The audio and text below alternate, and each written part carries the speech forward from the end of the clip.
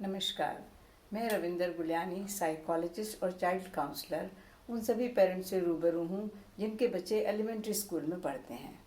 इस global crisis के समय में सारा विश्व घरों के अंदर सिमट कर रह गया है। स्कूल्स लंबे अरसे के लिए बंद हो गए हैं। ऐसे में आप सब पेरेंट्स का चिंतित होना स्वाभाविक है। स्कूल आपके बच्चों की ओवरऑल डेवलपमेंट के लिए सदैव कार्यरत रहते थे। वहाँ बच्चों की एकेडमिक लर्निंग के साथ साथ ढेरों एक्स्ट्रा करिकुलर और आउटडोर एक्टिविटीज़ भी होती थी, जिसमें बच्चे बहुत लंबे समय के लिए इन्वॉल्व रहते थे। घर पर किस प्रकार इन नन्हे मुन्नों की एनर्जी को हम चैनलाइज करें ताकि ये लॉकडाउन का पीरियड जो है उसका अच्छा उपयोग हो सके। आज की इस वीडियो में मैं ऑफलाइन इंडोर एक्टिविटीज़ के बारे में आपसे बात करूँगी। आप सब पेरेंट्स को इसके बारे में थोड़ी जानकारी देना चाहूँगी ताकि आप अपने बच्चों का साथ दें और उनको घर में रह के किस तरह से उनकी लर्निंग करवा पाएँ। सबसे पहले मैं आपसे इस महामारी के बारे में कुछ बात करूँगी।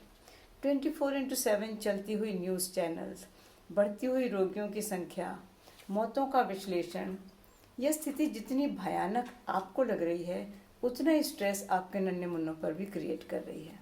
मैं जानती हूँ आप मुझसे सहमत नहीं होंगे। आप कहेंगे कि इतना हुड़दंग मचाते हैं, कहाँ है ये स्ट्रेस्ड आप। पर मेरा यकीन मानिए, हमारे ये नन्हे मुन्ने हमारी और आपकी सोच से कहीं ज़्यादा इंटेलिजेंट और सेंसिटिव हैं। इनका उछलना कूदना और शोर मचाना भी इनके स्ट्रेस दिखाने का ही एक माध्यम है। मेरा आपसे अनुरोध है, अपने बच्चों के साथ बैठें, उनसे बातचीत करें, उन्हें ये आश्वासन दिलाएं कि ऐसे संकट विश्व पर पहले भी आए हैं। हमने संगठित होकर और डिसिप्लिन तरीके से उन पर विजय पाई है। विश्वास जानिए, जिस दिन हम विजयी होंगे आपका बच्चा यूनिटी और डिसिप्लिन की इस ताकत को पहचान पाएगा। आने वाले समय में अपने ग्रोइंग ईयर्स में जब कभी वो स्ट्रेस में होगा, किसी मुश्किल स्थिति में आएगा, उस स्थिति से लड़ने और जूझने के लिए ये दोनों हथियार, ये दोनों कैरेक्टरिस्टिक्स उसके लिए लाइफ स्किल का काम करेंगे।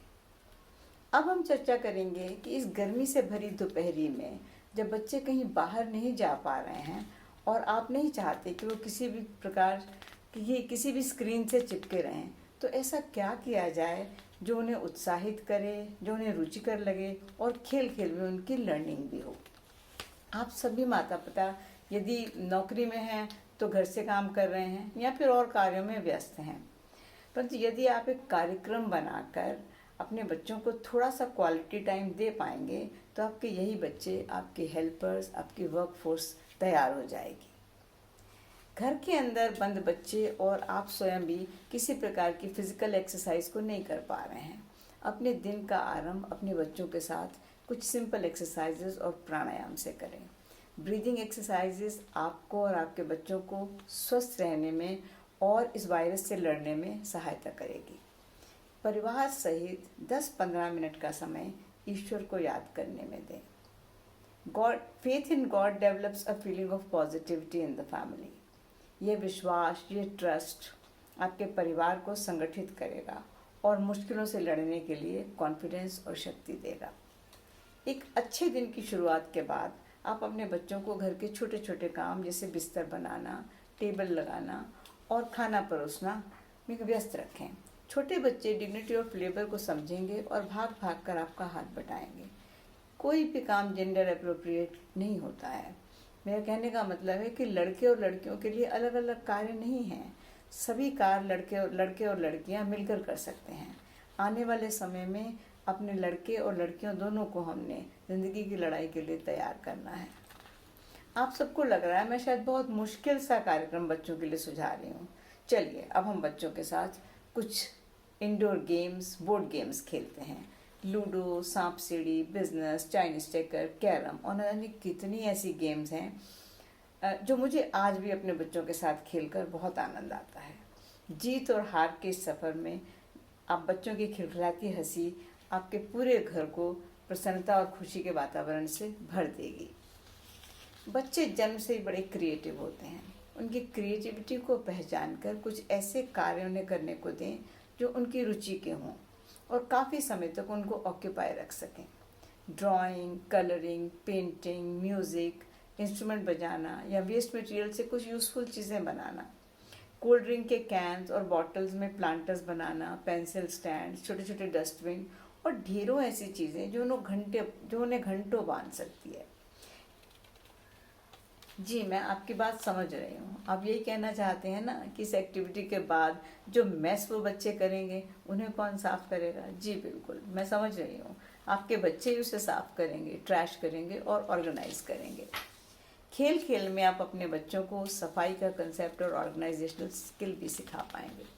अंत में मैं आपसे अपने बच्चों को प्रकृति के साथ, नेचर के साथ जोड़ने का अनुरोध करूँगी। गर्मी के दिनों में उन्हें पक्षियों के लिए घर के बाहर किसी बर्तन में पानी रखना और दाना रखना सिखाएं। पक्षी जब पानी पर मंडराएंगे, चहचहाएंगे और बच्चों का शुक्रिया करेंगे तो बच्चों को असीम खुशी का एहसास होगा। आप अपने बच्चों को परोपकार की भावना को सीखता हुआ देखेंगे। बच्चे ईश्वर की इस कायनात को प्यार कर पाएंगे। इसी प्रकार पौधों को पानी देना, उनके उगते हुए नए पत्ते और कोपलों को महसूस करना बच्चों को ऑप्टिमिज्म यानी आशा की भावना के साथ जोड़ेगी। मैं आशा करती हूँ आपको मेरे सुझाव पसंद आए होंगे।